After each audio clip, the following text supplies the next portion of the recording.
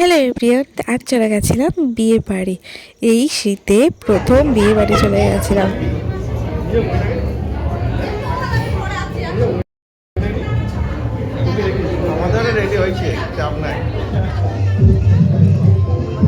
তাও আবার বান্ধবীর বিয়ে বাড়ি, আমার নয়, আমার বরের বান্ধবী। তো আমারও বান্ধবী বলতে পারে। বিয়ের আগে যখন প্রেম করতাম তো তখন সব মানে বরের প্রচুর বান্ধবী, তো বরের সমস্ত বান্ধবী আমারও বান্ধবী মানে হয়ে গেছিলো। তো আমার সাথেও প্রচুর কথা হতো ওরকম। তো বিয়ের পরে আর সেভাবে কারোর সাথে কথা হয় না, বা নিজের বান্ধবীদের সাথে সেভাবে কথা হয় না। তো আর মানে কারোর সাথে কথা হয় না। তো আমার বললাম না, আমার বরের প্রচুর বান্ধবী।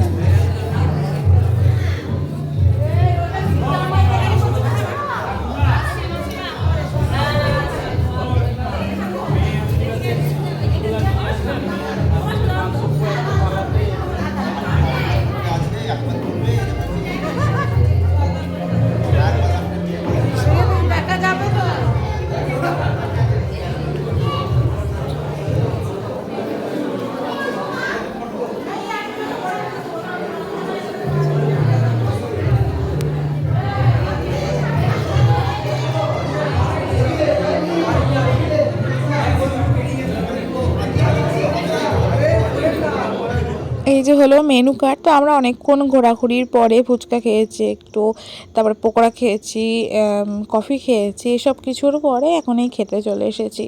পেট মোটামুটি ভরাই বলতে পারো। আর আমরা তো দেবগ্রাম থেকে পলাশে গেছি শীতকালে, তো আমি সোয়েটার পরেই গেছিলাম। তবে ওখানে যেহেতু বিয়ে বাড়ি, চাদরটা জাস্ট একটু নিয়েছি, যদি শীত লাগে গায়ে দেবো বলে, যদিও বা গায়ে দেবো না। তবে হালকা হালকা ঠান্ডা কিন্তু ভালো লাগছিলো, ভেতরে অত ঠান্ডা লাগছিলো না, বাইরেটা কিন্তু ভালো ঠান্ডা লাগছিলো, যেহেতু ফাঁকা জায়গা।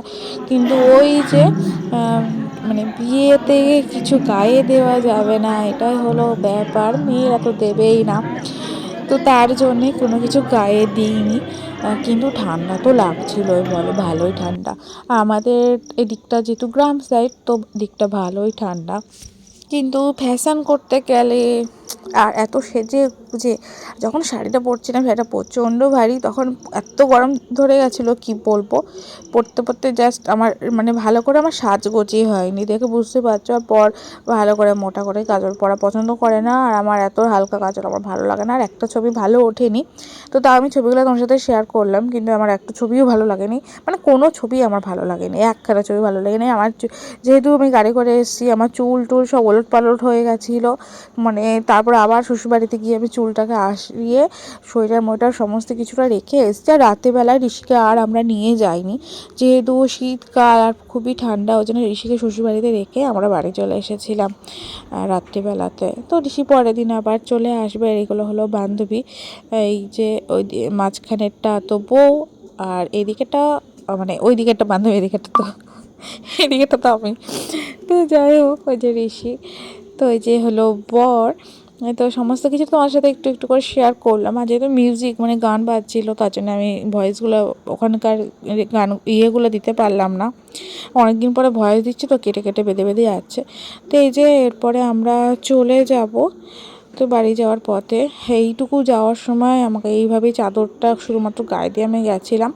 তারপরে আবার শ্বশুরবাড়ি গিয়ে আমি সোয়েটার মোটা সমস্ত মাথা টাথা ভালো করে ঢেকে ঢুকে গিয়েছি। খুবই ঠান্ডা লাগছে, খুবই ঠান্ডা, মানে কথা বলতে পারছিলাম না, এতটা ঠান্ডা লাগছিলো। তো শীতকালে ঠান্ডা লাগবে, শীতকালে সব ভালো লাগে জানো তো, ভোজ খেতেও ভালো লাগে, বিয়ে বাড়িতে খেতেও ভালো লাগে, কিন্তু এই ঠান্ডার মধ্যে না বেরোতে একদম ইচ্ছা করে না।